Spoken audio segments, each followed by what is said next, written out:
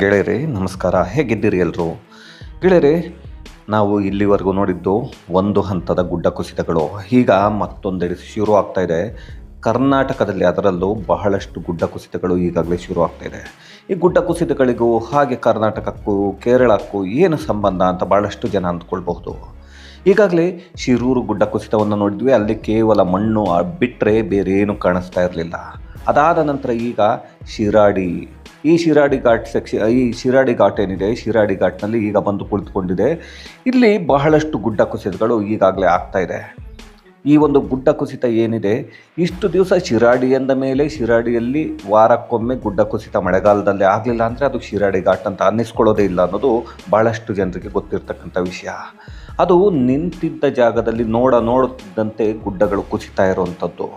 ಯಾಕೆ ಹಾಗಾದರೆ ಇತ್ತೀಚಿನ ದಿನಗಳಲ್ಲಿ ಈ ಶಿರಾಡಿಯಲ್ಲಿ ಆಗ್ತಾ ಇದೆ ಅಂತ ಅಂದರೆ ಅದನ್ನು ವಿವರಣೆಯನ್ನು ಕೊಡ್ತಾ ಹೋಗ್ತೀನಿ. ಅದಕ್ಕೂ ಮೊದಲು ನಾವು ಶಿರೂರಿಂದ ಹೇಗೆ ಇದು ಶಿರಾಡಿಯವರೆಗೆ ಬಂತು, ಅದು ವಯನಾಡಿಗೆ ಹೋಗಿ ಅನ್ನೋದನ್ನು ಮೊದಲಿಗೆ ನೋಡಬೇಕಾಗತ್ತೆ.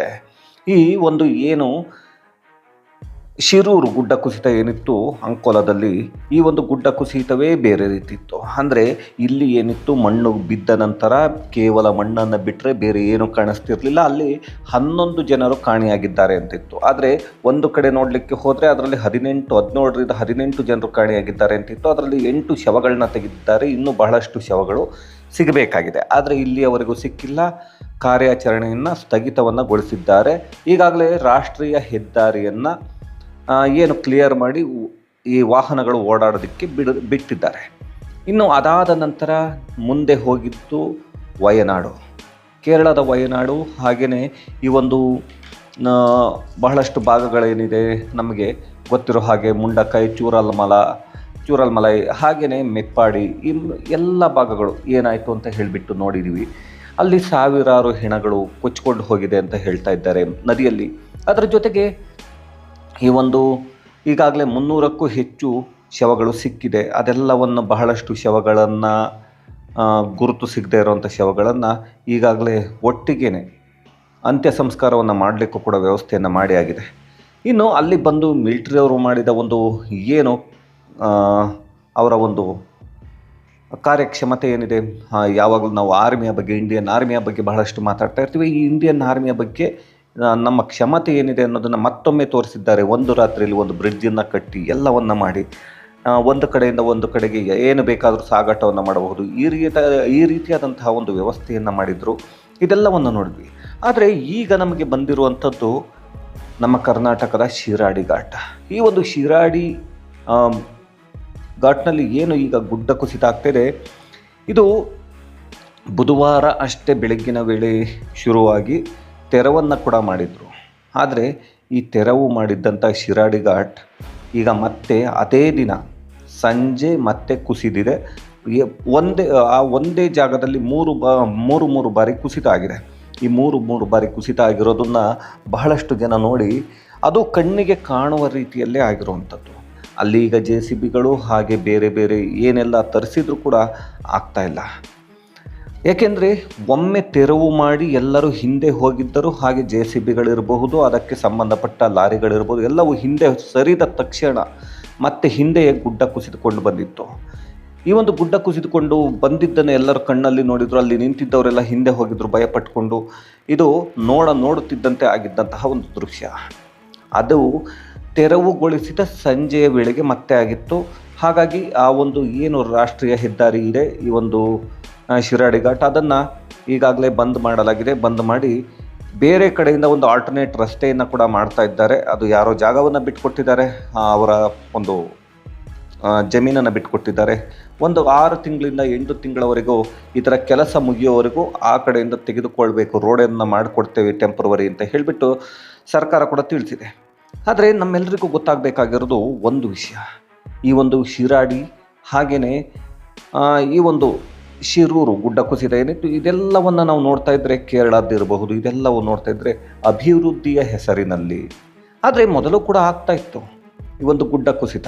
ಆದರೆ ಇತ್ತೀಚಿನ ದಿನಗಳಲ್ಲಿ ಅಭಿವೃದ್ಧಿಯ ಹೆಸರಿನಲ್ಲಿ ಏನು ಈ ಒಂದು ಹೆದ್ದಾರಿಗಳನ್ನು ಮಾಡಿದ್ರಲ್ಲ, ರಾಷ್ಟ್ರೀಯ ಹೆದ್ದಾರಿಗಳು, ಈ ರಾಷ್ಟ್ರೀಯ ಹೆದ್ದಾರಿಗಳೇ ಈಗ ವಾರಕ್ಕೆ 3, 4, 5 ಸಲ ಗುಡ್ಡ ಕುಸಿತ ಆಗೋದಕ್ಕೆ, ಗಂಟೆಗಳಲ್ಲಿ 3 ಸಲ ಗುಡ್ಡ ಕುಸಿತ ಆಗೋದಕ್ಕೆ, ಈ ರೀತಿಯಾದಂತಹ ಒಂದು ಎಲ್ಲವನ್ನು ಅಂದರೆ ಇದನ್ನು ಮನುಷ್ಯನೇ ಮಾಡಿಕೊಂಡನ. ಹಾಗಾದರೆ ಬೇರೆ ಕಡೆ ಆಗದಂತಹ ವಿಕೋಪಗಳು ಇಲ್ಲಿ ಮಾತ್ರ ಯಾಕೆ ಗುಡ್ಡ ಕುಸಿತಗಳಾಗುತ್ತೆ ಇತ್ತೀಚಿನ ದಿನಗಳಲ್ಲಿ? ಅದು ಅತಿಯಾಗಿ ಆಗ್ತಾ ಇದೆ. ಅಂದರೆ ಇದು ರಾಷ್ಟ್ರೀಯ ಹೆದ್ದಾರಿ. ಈ ರಾಷ್ಟ್ರೀಯ ಹೆದ್ದಾರಿಯನ್ನು ಮಾಡುವಾಗ ಏನು ಮಾಡ್ತಾರೆ ಅಂದರೆ, ಈ ಒಂದು ಎಲ್ಲರಿಗೂ ಗೊತ್ತಿದೆ, ಜಮೀನನ್ನು ಏನು ವಶಪಡಿಸ್ಕೊಳ್ತಾರೆ, ವಶಪಡಿಸ್ಕೊಂಡಾಗ ಆ ಜಮೀನು ಎಷ್ಟು ಬೇಕೋ ಅಷ್ಟನ್ನು ಮಾತ್ರ ವಶಪಡಿಸ್ಕೊಳ್ತಾರೆ. ವಶಪಡಿಸಿಕೊಂಡ ನಂತರ ಏನಾಗುತ್ತೆ, ಇವರು 90 ಡಿಗ್ರಿಯಲ್ಲಿ, ಅಂದರೆ ಏನು ನಮ್ಮಲ್ಲಿ ಹೇಳ್ತೀವಿ 90 ಡಿಗ್ರಿಯಲ್ಲಿ ಅದನ್ನು ಕಟ್ ಮಾಡ್ತಾರೆ, ಅಂದರೆ ತೆಗೆದು ಬಿಡ್ತಾರೆ ಲ್ಯಾಂಡನ್ನು.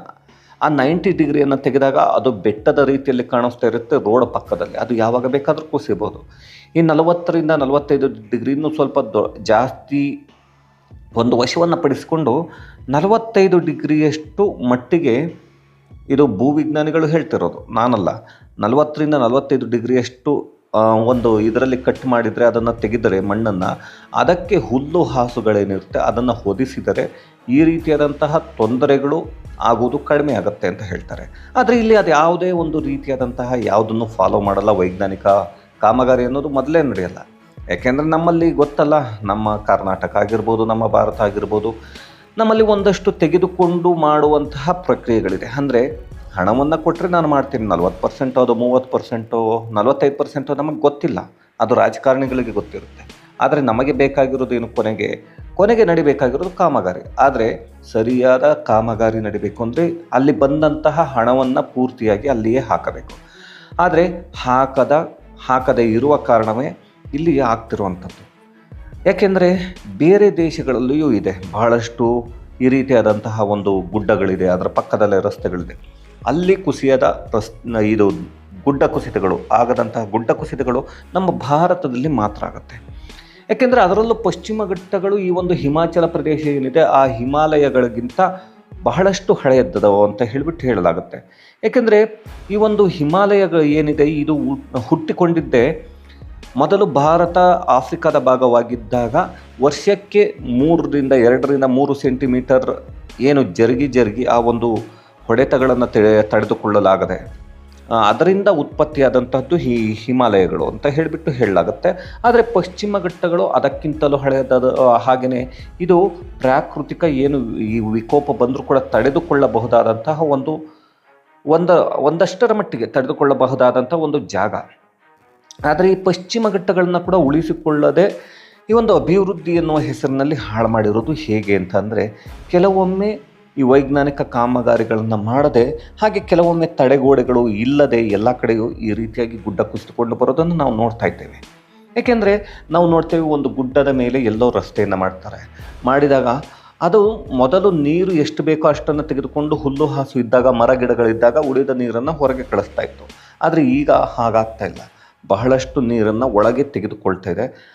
ಏಕೆಂದರೆ ಪ್ರತಿಯೊಬ್ಬ ಮನುಷ್ಯನೂ ಒಂದು ತೂಕವನ್ನು ಎಷ್ಟನ್ನು ಹೊರಬಹುದೋ ಅದೇ ರೀತಿಯಾಗಿ ಒಂದು ಬೆಟ್ಟ ಗುಡ್ಡಗಳು ಕೂಡ ಅದಕ್ಕೆ ಇಷ್ಟೇ ತೂಕವನ್ನು ಹೊರೋದಕ್ಕೆ ಅಂತ ಆಗುತ್ತೆ.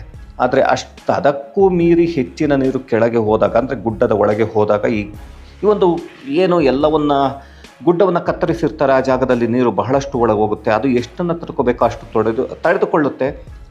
ಒಳಗೇನೆ ಅದು ಗುಡ್ಡ ಕುಸಿಯೋದಕ್ಕೆ ಇದೇ ಕಾರಣ ಆಗುತ್ತೆ. ಒಳಗೆ ಹೆಚ್ಚಿನ ನೀರು ಹೋದಾಗ ಒಳಗೆ ಅದು ಆ ಒಂದು ಶಕ್ತಿಯನ್ನು ಕಳೆದುಕೊಳ್ಳುತ್ತೆ, ಆಗ ಗುಡ್ಡ ಕುಸಿತ ಆಗೇ ಆಗುತ್ತೆ.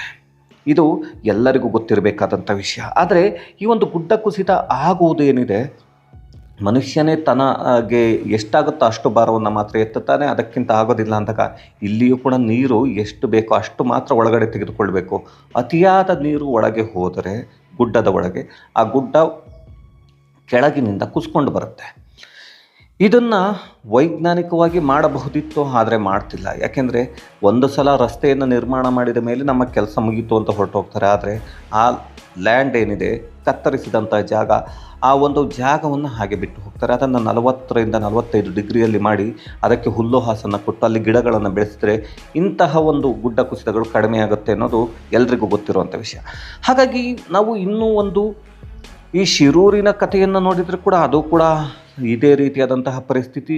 ಹಾಗೆ ವಯನಾಡನ್ನು ನೋಡಿದರೂ ಕೂಡ ಆಲ್ಮೋಸ್ಟ್ ಅದು ಇದೇ ಪರಿಸ್ಥಿತಿಯಲ್ಲಿ ಆಗಿದ್ದಂತಹದ್ದು. ಡೆವಲಪ್ಮೆಂಟ್ ಅನ್ನೋ ಹೆಸರಿನಲ್ಲಿ ಹಾಳನ್ನು ಮಾಡಿ ನಾವು ಪರಿಸರವನ್ನೆಲ್ಲ ನಾವು ಹಾಳು ಮಾಡಿರ್ಬೋದು. ಯಾಕೆಂದರೆ ಭೂಮಿಯ ಮೇಲೆ ಮನುಷ್ಯ ಅಷ್ಟೇ ಬದುಕಬೇಕು ಅಂದ್ಕೊಳ್ತಾನೆ. ಆದರೆ ಭೂಮಿಯ ಮೇಲೆ ಕೇವಲ 3% ಅಷ್ಟೇ ಮನುಷ್ಯನು ಬದುಕಲು ಯೋಗ್ಯವಾಗಿರ್ತಕ್ಕಂಥ ಜಾಗ ಅನ್ನೋದನ್ನು ಮರೆತು ಹೋಗಿದ್ದಂಥ ಮನುಷ್ಯ ಇವತ್ತು 98% ಭೂಮಿಯನ್ನು ಆಕ್ರಮಿಸಿಕೊಂಡು ಕೇವಲ 2% ಬೇರೆಯ ಈ ಒಂದು ಜೀವಿಗಳಿಗೆ ಬಿಟ್ಟಿದ್ದಾನೆ. ಹಾಗಾಗಿ ಈ ಒಂದು ಗುಡ್ಡ ಕುಸಿತಗಳು ಆಗ್ತಾ ಇರೋದು.